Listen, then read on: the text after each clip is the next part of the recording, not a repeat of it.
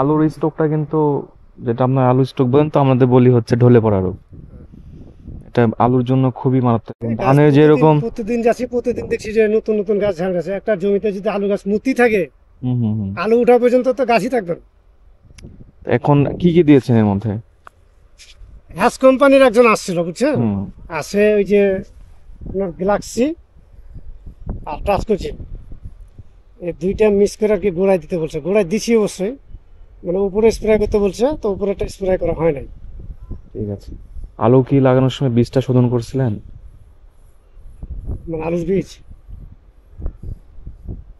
আপনার নিয়েছিলাম তো বাজার, টেক্সটাইল বাজার থেকে। আচ্ছা, আলু বীজ এরপরে যখন আলু লাগাবেন অবশ্যই আলুটা নিয়ে এসে আগে শোধন করবেন। তা তো হ্যাঁ, অবশ্যই। শোধন। না ওইটা এই আনিয়া, স্টকটা শোনেন, আর এই না স্টক। শুনে আমার কথা, আলুটা বাসায় নিয়ে আসে 5-6 দিন ছিল, ছিল, তারপরে সে ঠিক তারপর আছে, গেছে। মানে এই যে স্ট্রোকটা আপনারা বলেন যে ঢলে পড়া রোগ, এটা দুই ধরনের, দুই কারণে হতে পারে।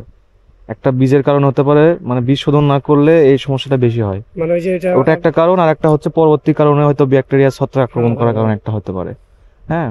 তো যেহেতু আপনার যেহেতু লাগিয়ে ফেলছেন, এখন তো বীজ শোধনের ওই কথা বলে এখন লাভ নাই, এখন হুম। কি করতে হবে হলো চিন্তা। এইটা এটা হ্যাঁ। হচ্ছে মূল বিষয়। গাছ তো আটকাইতে হবে, বাঁচাইতে হ্যাঁ, হবে, এটা হচ্ছে ইন্টেরা মেন। কোম্পানি আমাদের আছে হচ্ছে বাহা।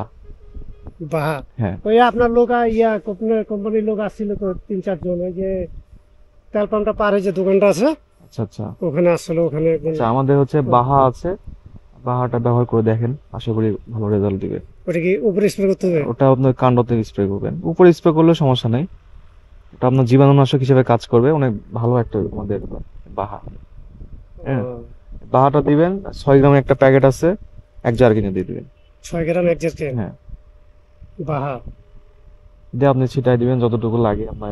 আশা করছি আপনার ওই আলু নেওয়ার চিন্তা করতে হবে না, ঢলে পড়া যে রোগটা আছে ওটা থেমে যাবে। আর আলুর কি অবস্থা আপনাদের? এরকম হয়ে গেছে নাকি, গুটি আসছে? না, এটা তো অনেক আগে আচ্ছা লাগা আচ্ছা, আমার, তো মানে 30 থেকে 35 দিন এর ভিতরেই হবে আর কি। 30 থেকে 35 দিন। জি। আচ্ছা আচ্ছা। মেন কুজেব কি দিচ্ছেন? মেন করছে ওই যে আপনার মেন সার দিছিলাম, আচ্ছা। আমাদের ইন্তেফা কোম্পানির আছে কাফা, খুব উন্নত মানের। বর্ষা দিছি। কুয়াশা বিষ, খুবই কাফা নাম, খুব উন্নত মানের, আমি লিখে দিচ্ছি আপনাকে। এগুলো ব্যবহার করেন, হ্যাঁ। এই ঢলে পড়ার যেহেতু এখন আসছে, আপনি অবশ্যই কাফাটা ব্যবহার করে দেখেন। হ্যাঁ, আশা করি ভালো অবশ্যই যদি রেজাল্ট পাবেন। রেজাল্ট যদি হয়, তাহলে আমরা অন্য কিছু ব্যবহার করে একটা যদি বেশি হয়। ঠিক আছে।